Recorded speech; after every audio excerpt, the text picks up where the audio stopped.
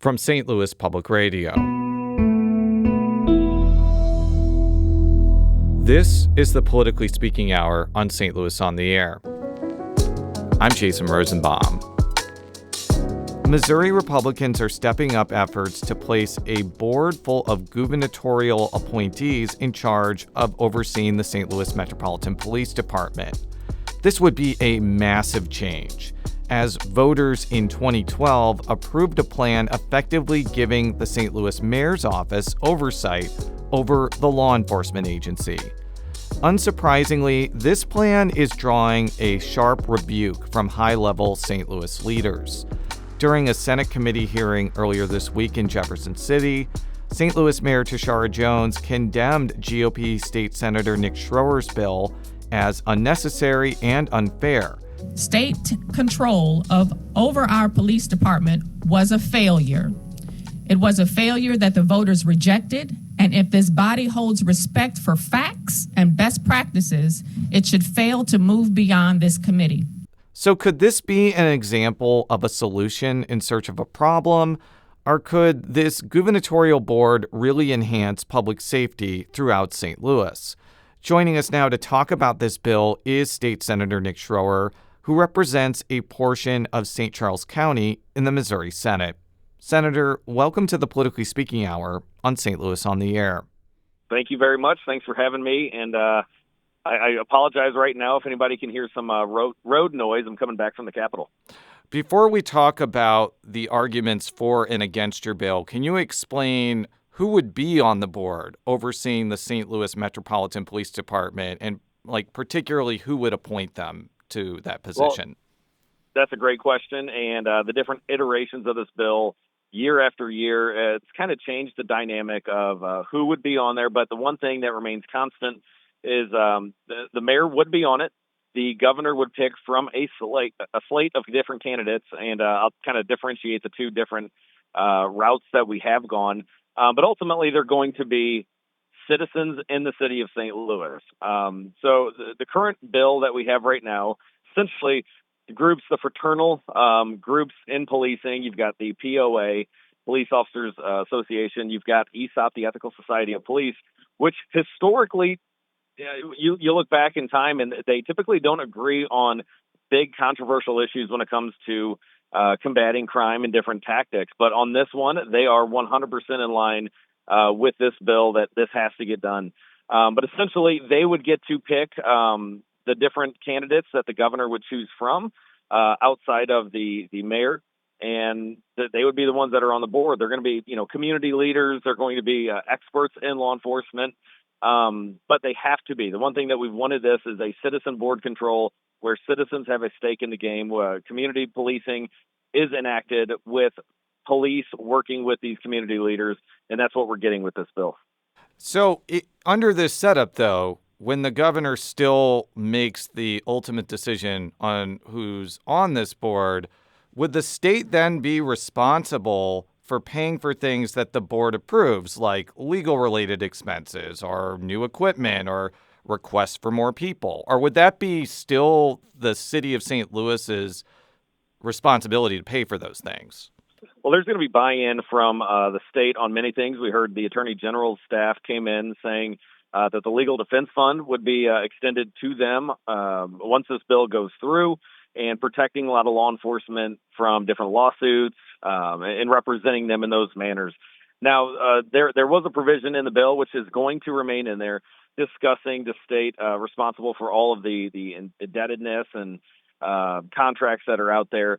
And we're trying to finalize some language as well, looking at the funding issues that we saw in Kansas City, the response to threats of defunding the police, and trying to make sure that once this is set up, that the city can't just say, well, we're not going to send any funding whatsoever.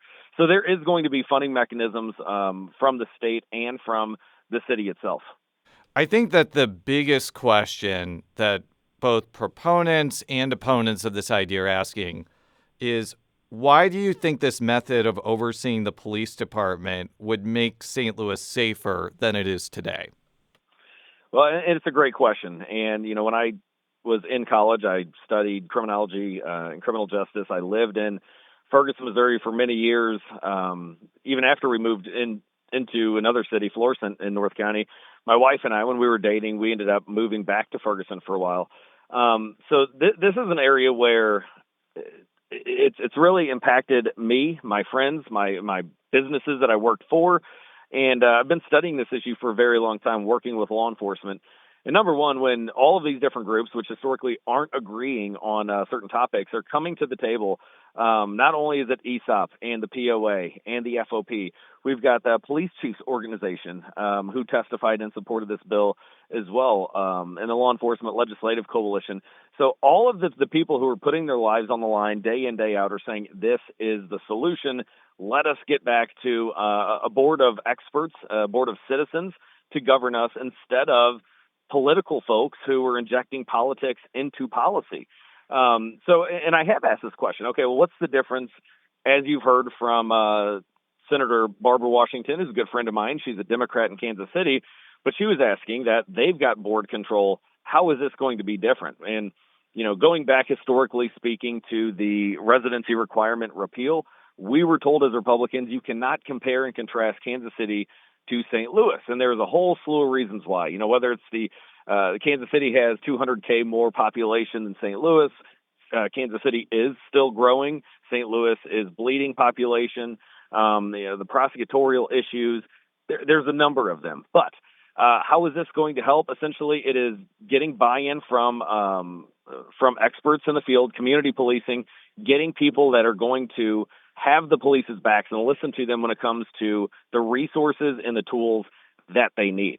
You mentioned Kansas City and kind of your wariness of comparing St. Louis to Kansas City because they're different sizes, there's different population trends, but there is kind of one common denominator. The mayors of St. Louis and Kansas City do not like the concept of having a gubernatorially appointed board overseeing their police department. Here is a clip from a 2023 episode of St. Louis on the Air with Kansas City Mayor Quinton Lucas expressing his disdain for this setup. Right now in Kansas City, we're on pace to have our most, and sadly, most violent year in terms of homicides. In St. Louis, I've seen numbers that suggest that we're seeing homicide trends that have dropped by 25% between 2020 and 2021. Right? There are things that are working. You have new leadership. So why change? What is actually the rationale for change other than what I would believe is, unfortunately, a far right-wing conservative power grab to try to take away actually the voices of the people of St. Louis? That was Kansas City Mayor Quinton Lucas on a 2023 episode of St. Louis on the Air. What's your response to Mayor Lucas's comments there? Well, of course, I disagree with him. This is not, some conservative power grab. This is listening to the people.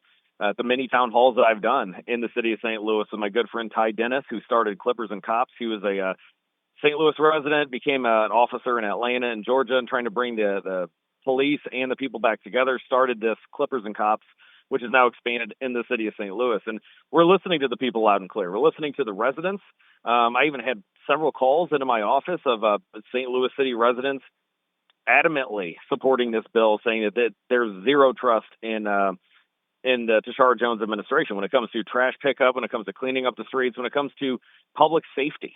No, but I disagree with him on his assessment that this is all politics. No, it's quite the contrary. We're trying to get politics out of policing and let the experts do what they do best and clean up our streets so we can compete with areas like Nashville, Tennessee, Austin, Texas, and many others that are similarly situated. So as of right now, the status quo is not working. We're bleeding population, we're bleeding businesses, and ultimately when you look as a policymaker, what impact is that having when our number one region for economic growth, economic vitality, general revenue funds that are coming from the city of St. Louis, they're depleting. And the impact that that's going to have long term if we continue the status quo and continue just letting this problem further devolve, it's going to have huge implications on what we can do as a state, the services that are offered, and the future of Missouri.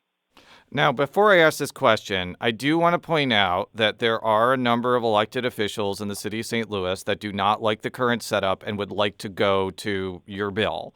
And as you mentioned, both the St. Louis Police Officers Association and the Ethical Society of Police, which represents primarily African American officers, are in support of this.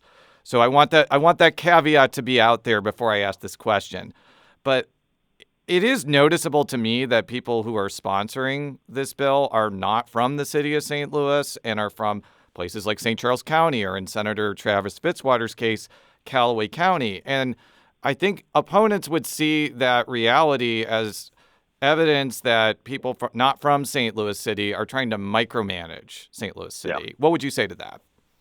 Well, it is a valid concern, and that's where I've shared my history and my story with a lot of these people that I consider friends. That they might disagree with this bill, but they have to learn that I grew up minutes from the Arch in Ferguson, Missouri, right next to Emerson Electric.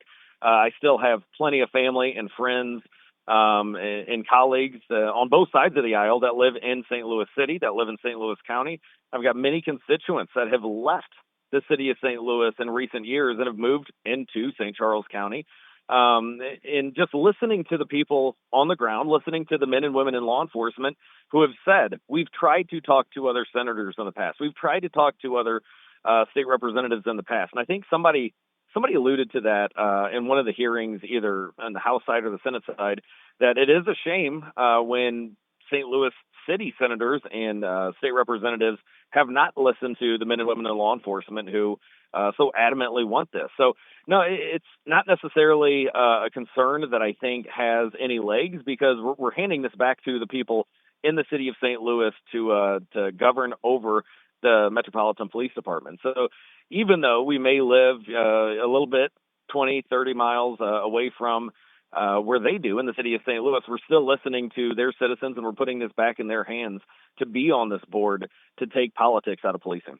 I guess I asked this question because it seems to be a trend in the relationship between state government and St. Louis County. I mean, we just went through a situation recently in St. Louis County where Governor Parson insisted that he and not County Executive Page should appoint Wesley Bell's replacement. And yet he didn't make any such objection when Steve Ellman appointed Tim Lomar's replacement as prosecutor. So what would you say that this is just another example of the state treating St. Louis and St. Louis County differently than large Republican-led counties like St. Charles County?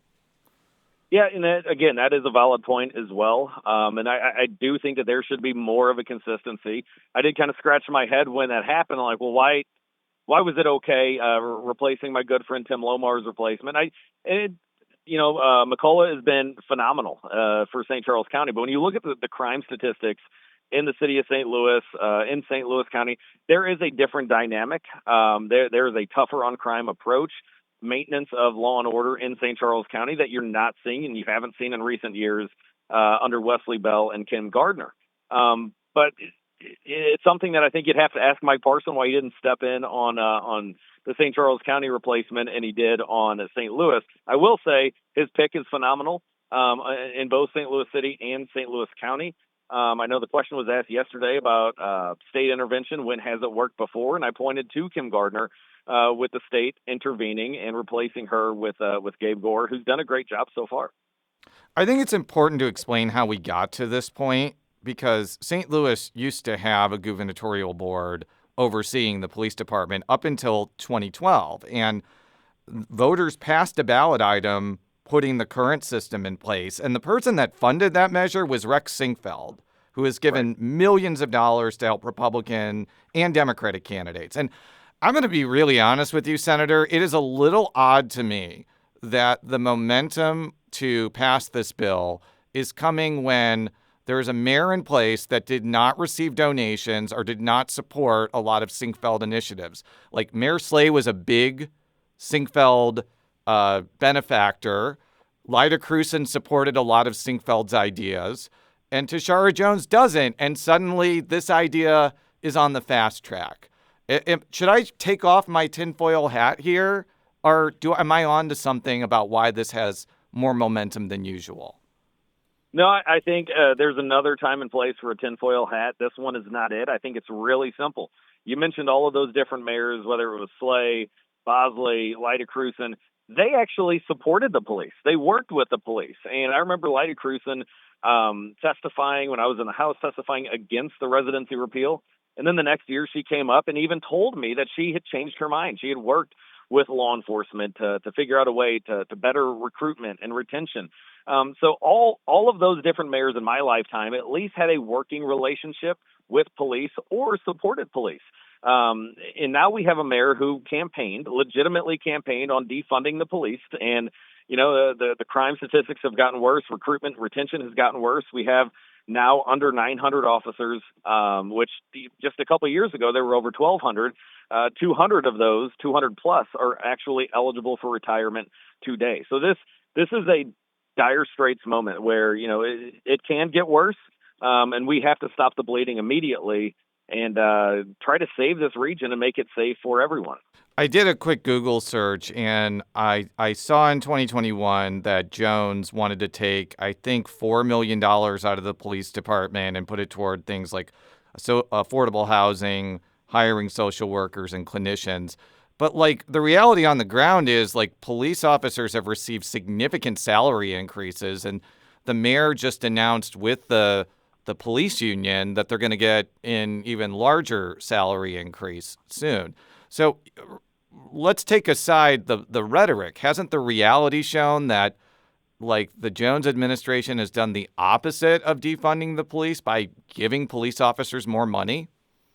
Well, when you look at the budgets over the past couple of years, and we've talked about this in the Senate hearings, when you look at the budgets proposed by the mayor, you might see more money going to law enforcement, what she's claiming is law enforcement. When you dig down deep into it, you're taking a ton of money away from patrol and diverting a lot of that money to these social programs that we know don't necessarily work, are not curbing crime. I mean, look at Cure Violence, for example, and all of the money that was wasted into a program that was, stocked with criminals and has a Netflix-esque type of story behind it. And rather than giving the tools to law enforcement that they were asking for, there's more talk of, well, let's put the cameras, the red light cameras up. Let's do these social work programs where these social workers are saying, well, if I'm going to a domestic, I want police there with me. So you're actually increasing the job that they're going to have to do with less resources. So I am glad she kind of backed off of some of these things that she knew was not going to be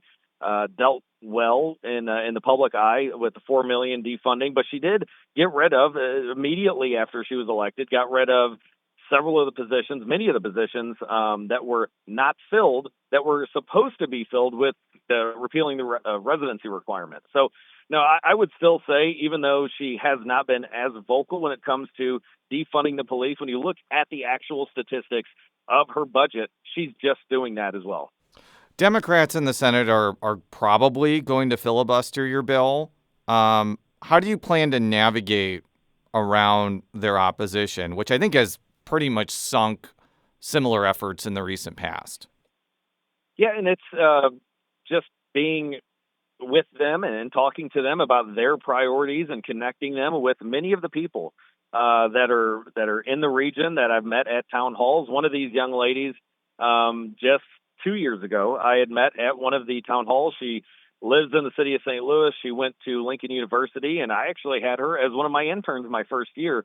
But connecting them with the residents who are begging for this, connecting them with, and if they're senators for the city of St. Louis or around, connecting them with the police that put their lives on the line to protect those constituents, and just seeing, is there anything legislatively that we can do to make this better, to alleviate any of your concerns, showing any of the statistics from ESOP or the POA that show that this is the right move, and just doing what a senator should be doing, and that's the hard work, going into meetings with them and trying to negotiate a better bill. Senator Nick Schroer represents Missouri's 2nd Senatorial District, which takes in a portion of St. Charles County. Senator, thank you for joining us today. Absolutely. Thank you very much.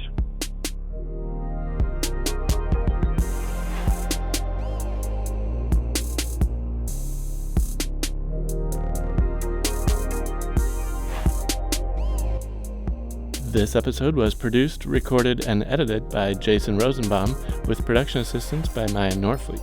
Our executive producer is Alex Hoyer. St. Louis on the Air is a production of St. Louis Public Radio. Understanding starts here. Do you find yourself regularly listening to episodes of St. Louis on the Air? Suggest us to a friend you think might enjoy our conversations, and leave us a review and rating on Apple Podcasts on the App Store. It's the simplest way to help people discover our show. Thank you. St. Louis Public Radio is a member-supported service of the University of Missouri St. Louis.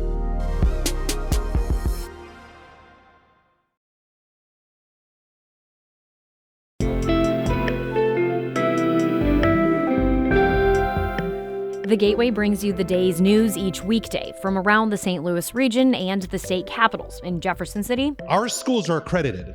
We don't need this bill. And Springfield. How many more years must pass before lawmakers see time is of the essence? I'm Abby Larico. Join me each weekday for The Gateway on the STLPR app or wherever you get podcasts.